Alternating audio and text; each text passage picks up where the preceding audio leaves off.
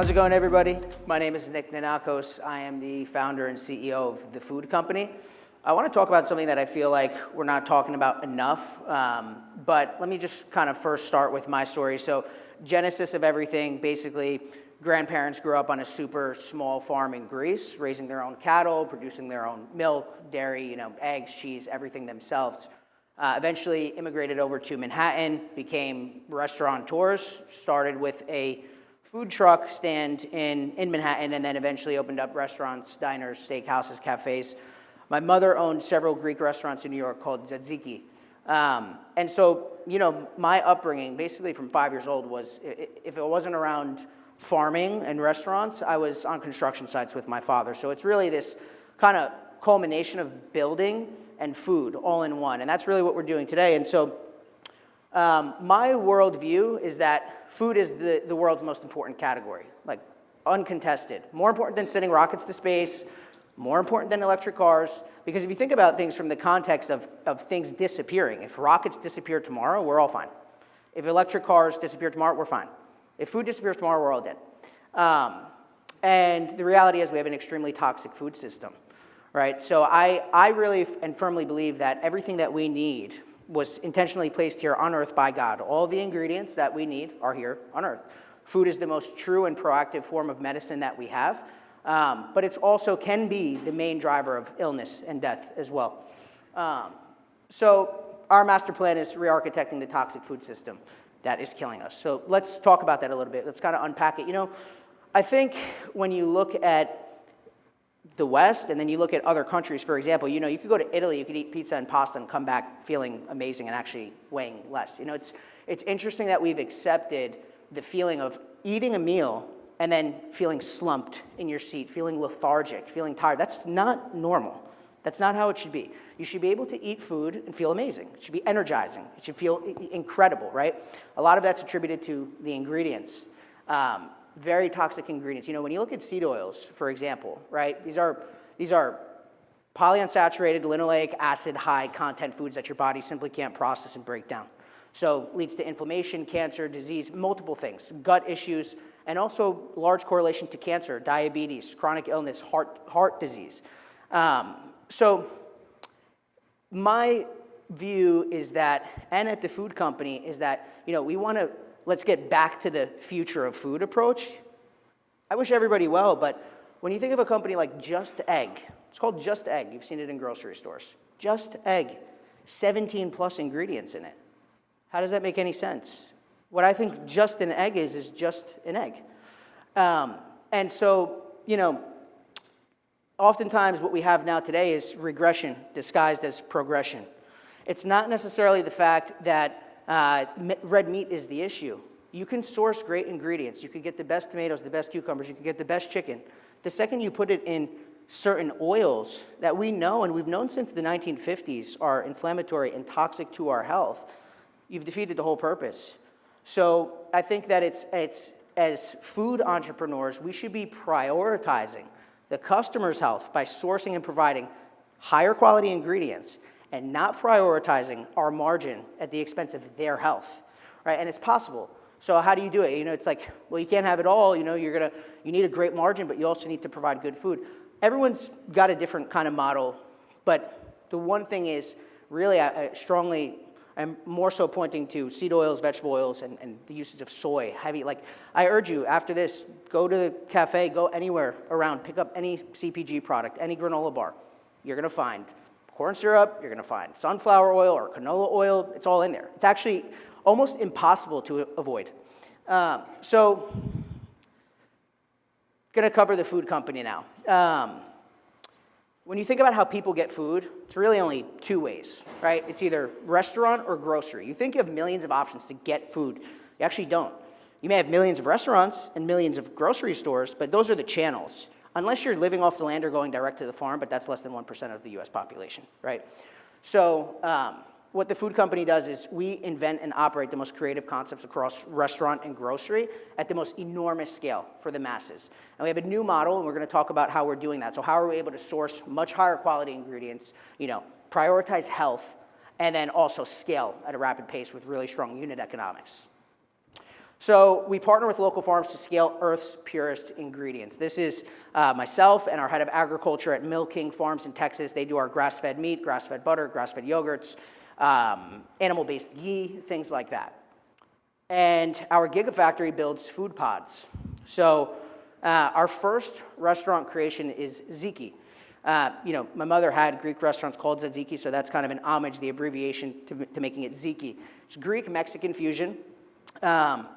It has 0 seed oils, no soy, no vegetable oils. So we cook everything in grass-fed butter or extra virgin olive oil. And we have 10 pods live in Austin right now. So we did 10 pods in less than 7 months. Been around for less than 2 years.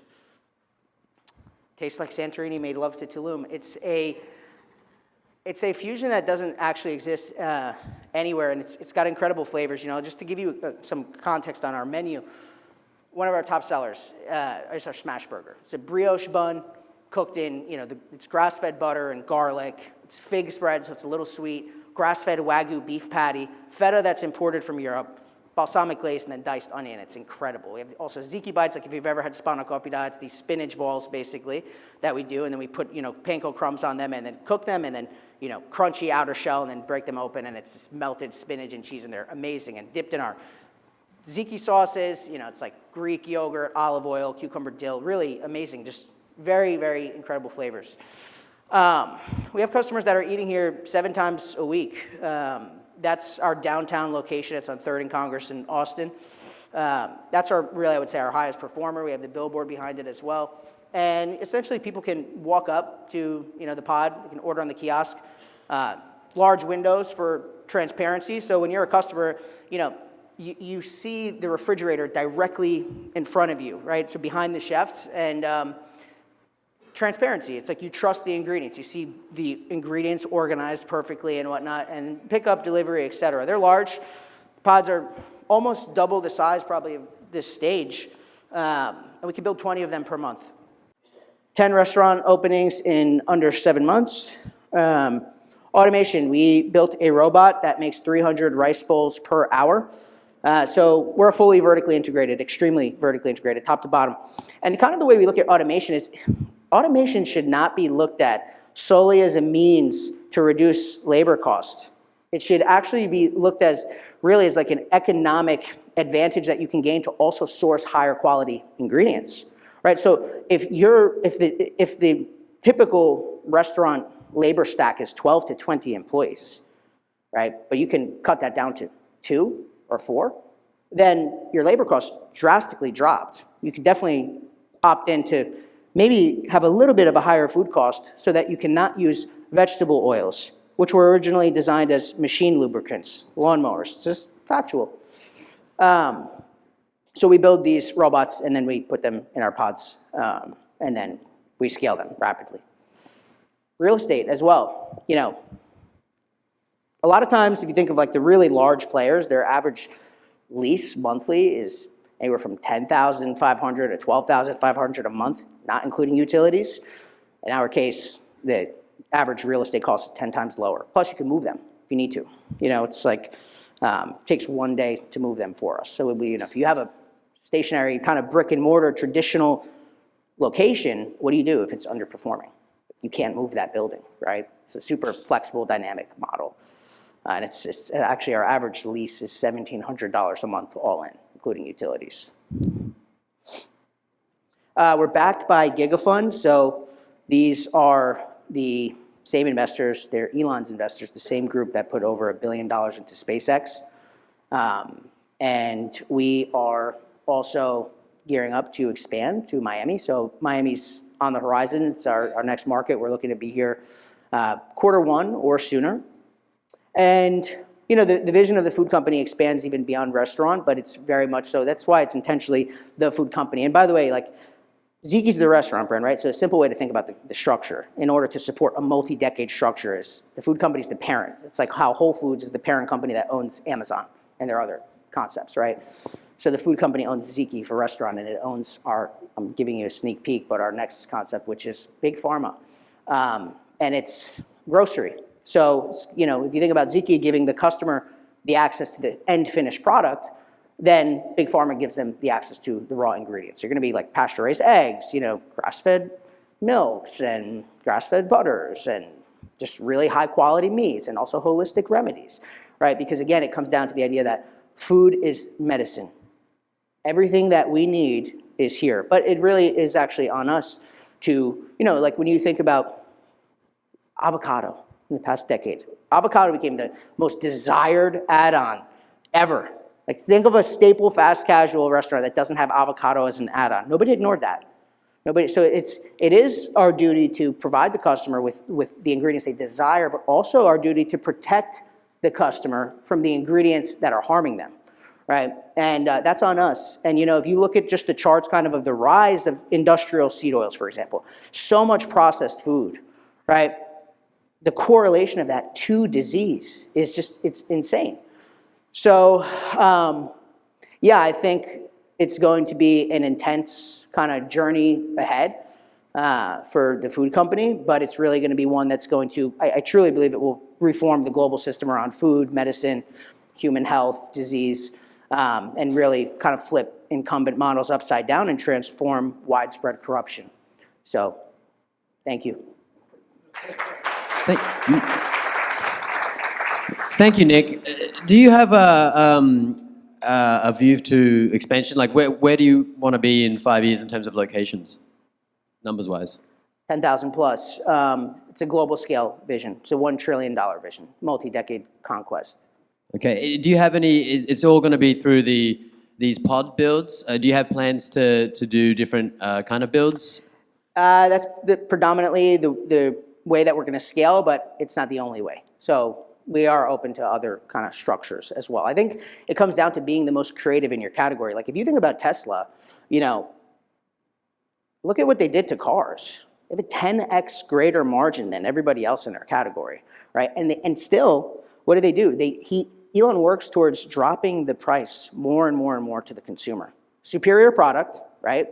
In a class of its own, essentially, and still working to drive the cost down. So, you have to be the most creative in your category, but we have to prioritize health.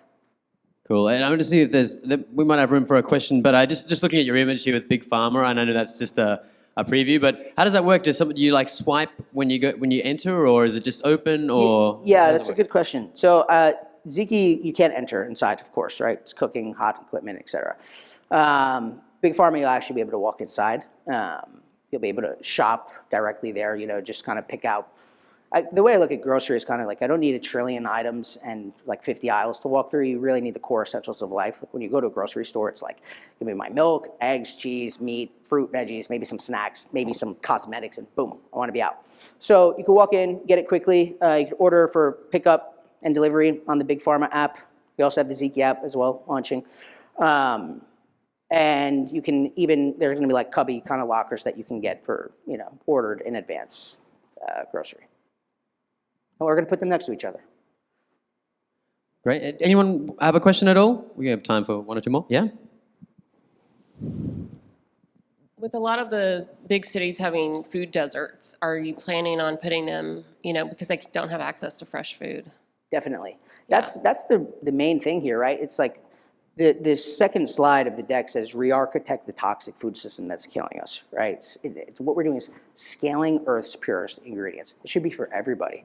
So, if you have a model that can cover a lot more ground and can scale a lot faster, and you can launch a lot more locations, then absolutely, food deserts, food swamps. A lot of these people have almost no choice. And then you look at different demographics and you're like, well, why is diabetes so high? Why is heart disease so high? Well, what do they have access to? You have, in the grocery stores, the fast food, that's really, we already know, we've known this forever, that's harmful. So, it's unjust, but I think that we can fix that. Any other questions at all? Oh, yeah. You had mentioned being vertically integrated, creating a robot there that did 300 bowls in an hour. Mm-hmm. Are those reliable? I mean, I see all this stuff, and sometimes I wonder, it's great when it works, but then it never works. So tell me about that. Yeah, absolutely. Look, my view is that the food company is an intelligent theater where humans and robots share the stage. it's not the means to get rid of humans. Food is human. There needs to be passion. It's a heart and soul business. And I don't ever want to I'm not in the business of doing automated kiosks. I don't want to get rid of all that. I want them there. But, we're still in the very early innings of restaurant automation. Like we're in the early innings of AI. And some will inevitably fail, right? A lot of people that are pursuing automation. But some will nail it. And you're already seeing a lot of companies now, even from where it was 5 years ago or 3 years ago, like really kind of breaking ground on the automation side. But the good ones will nail it, and then there will be a lot of failures too. But it should be used really more so, again, as a tool to help humans, right? It should be used as an economic advantage to be able to provide better ingredients. So yeah, to answer your question, like it's going to be very intense. Building automation is going to be very hard. There's going to be a ton of mistakes, no doubt about it. Even with us, like we're going to make a lot of mistakes, and we should, right? I tell my team, it's like, make mistakes. That means you're actually pushing and trying to break the mold. Like, don't make an enormous mistake that we can't, recover from. Or don't make the same mistake multiple times, but make mistakes in building, especially if you're trying to create something new that literally doesn't exist. So, yeah. Do you have those the automation solution in the restaurants at the moment, or you've got a time in the future? We have so the way that the automation kind of came about in our company is we acquired a kitchen automation team that built. So we're less than 2 years old as a company. To give you context on speed, Sweetgreen, I believe, bought Spice Automation maybe 15 years in for $50 million, something like that. We acquired this team, it's called Bolton. 12 automation engineers built a machine, 300 rice bowls per hour, and now all completely in-house building for us out of our factory. They have a working machine that built the 300 bowls, but it was not built specifically for our needs. And automation, I feel, this is another thing, to answer your question, sir, it's like, the best form of automation is custom, ground up. We have certain viscosities of our sauces, certain cuts of our chicken that other companies don't have, right? And that's how you nail the perfection. It's not a one-size-fits-all approach to automation. Very rarely do you see that work. That's why I believe it has to be done vertically integrated in-house around your specific needs. Nick Nanakos, thanks so much. Thank you. Thank you.